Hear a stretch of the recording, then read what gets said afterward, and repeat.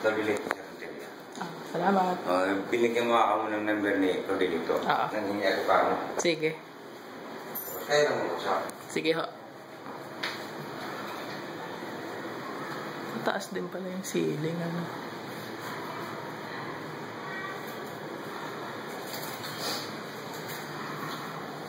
Gusto mo kayo design niya?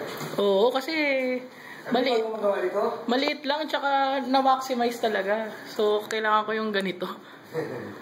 So, ito, itong kama to, no? Ano sir, yung double deck. Double deck. Matibay naman kaya to para sa mag-asawa? Oo. So, ito na yung magiging sala, gano'n? Kung dito, kung gusto mo lagyan ng kama. Pwede rin yan. Oo, pwede kama. Tapos, pwede ito kung walang kama, mayroon kang kabinet.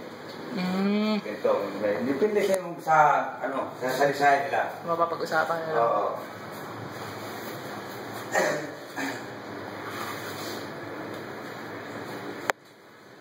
Pag sinasabi siya, sir, siya nagbigay sa'yo. Yung tauhan mo, kamo na dito, nangingi ako. Sige. Taga saan naman yung gumagawa, si Jovel? Si Joel nandun sa isang opisina namin sa Makati? Ayun, dito. Okay, so malapit lang. Oo, malapit lang.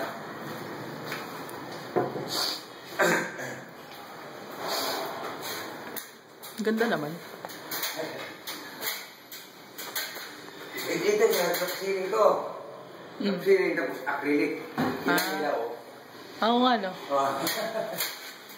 Maganda. Oo, yung ilaw. Tsaka ito rin, no? Yung ilaw dito. Bawat kanto may ilaw, Na-maximize talaga, no? Tapos ito, ginawa ng cabinet. Oo, yan, cabinet. O, ano yan?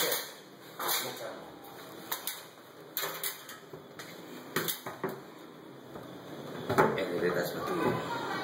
Wala pang hangin.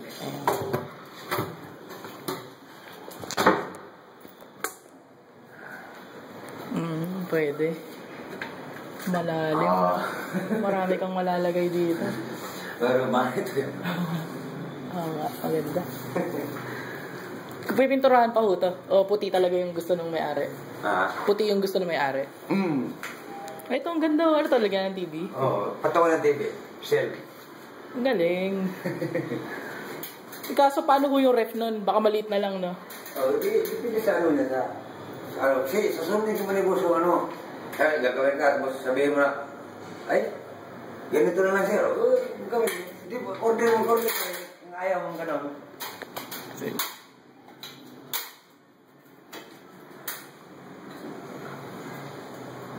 Ganda. Pwede.